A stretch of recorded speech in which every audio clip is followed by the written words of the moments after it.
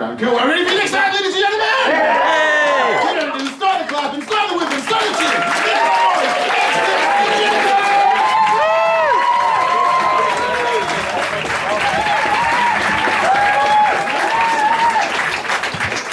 Good evening, everyone. Hey! My name is Kiani Jeacock, and I am a second-year biochemistry PhD student.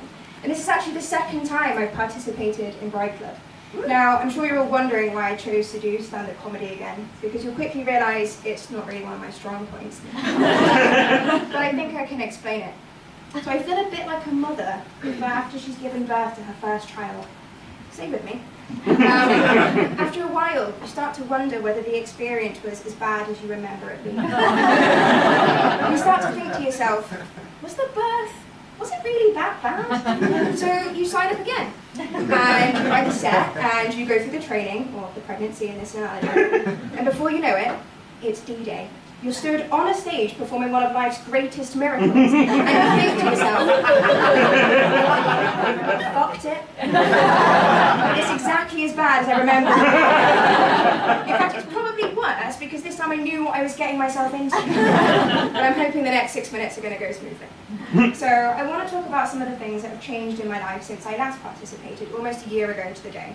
So firstly, I moved flat. And I promised my new flatmates that I wouldn't include any material about them in this set. I was lying.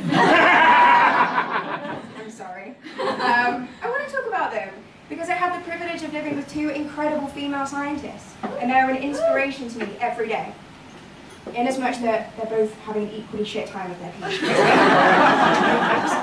I'm really sorry. And it's not true, they're both doing incredible science. I don't know exactly what it is they do, but I know it's important. So, as I'm now in my second year as well, I've become a bit more independent, so I'm able to design my own experiments and form my own hypotheses. Which is probably why nothing of any significance has been achieved in the last 12 months. In fact, I think the most successful experiment I conducted recently was to study the effect of excessive caffeine consumption on stressed PhD students. I made some really interesting observations, but the results were inconclusive. Something about there being no one in the control group? Speaking of stress, last May I developed and was diagnosed with stress-induced alopecia. So for those of you who don't know, it's when your body is so upset it literally attacks its own hair follicles and your hair starts to fall out. And I know that's hard to believe with the luscious locks you can see before you, but I am actually the proud owner of a bald spot right at the back of my head. And I can tell you that there's nothing more helpful for trying to reduce your stress levels than a medical professional telling you your hair's falling out because of your stress levels. It was actually really hard at the time. I was embarrassed and I didn't know how to deal with what was happening. So I went to speak to a pastoral advisor, and he was great and gave me some great advice. One thing to note about this particular advisor, however, is he is completely bald. So, the vast majority of the advice he gave me were about what waxes and polishes I could do to keep the patch looking shiny. Which leads me nicely on to my next point. I'm recently single. Not because of the baldness. But I have recently started dating and quickly realised that dating when you're an academic is hard. You essentially have two options. Option one, you look within the limited pool of people who already know. The vast majority of these would be other PhD students, who fall into three categories. The stressed, the depressed, and those that don't work hard enough to give themselves poor mental health.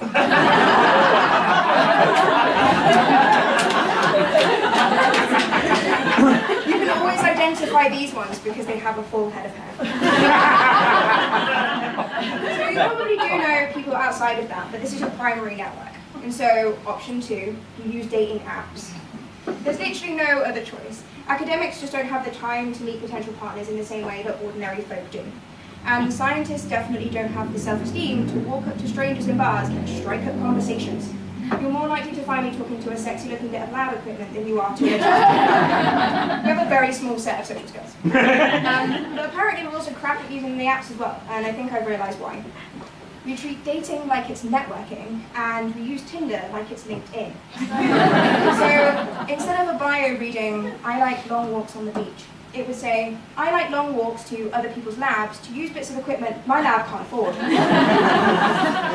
Instead of saying, my perfect first date is dinner and a movie, it would say, my perfect first date is finally convincing reviewer 2 to publish my manuscript in months of trying. So, overall I would say it's going well. One of the other things I've taken up more of in my second year is teaching.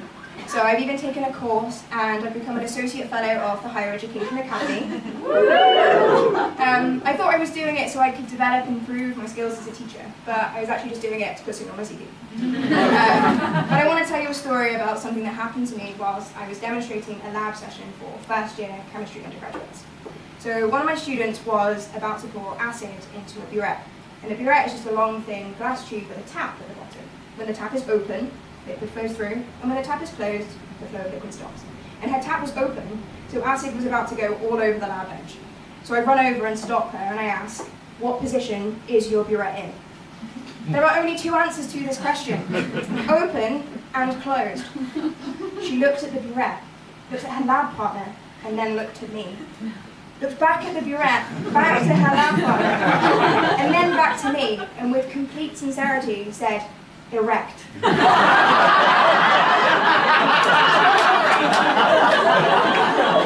aren't meant to laugh at undergraduates, okay? They tell you on day 1 of training apparently it's bad for their self-esteem. But I did stifle a laugh. And then I started to wonder, what school did this girl learn chemistry in? Who was her chemistry teacher? Do I need to call child work? Now, I wanted to include some more jokes about my students in this section, but it turns out they're not as funny as I originally thought they were. So, unfortunately, or perhaps fortunately, that was my last story. And I think I've learned a lot since I was a first year undergraduate student, but probably the most important thing I've learned in the last year is that the only thing keeping the hair on your head is you trying to keep your life together.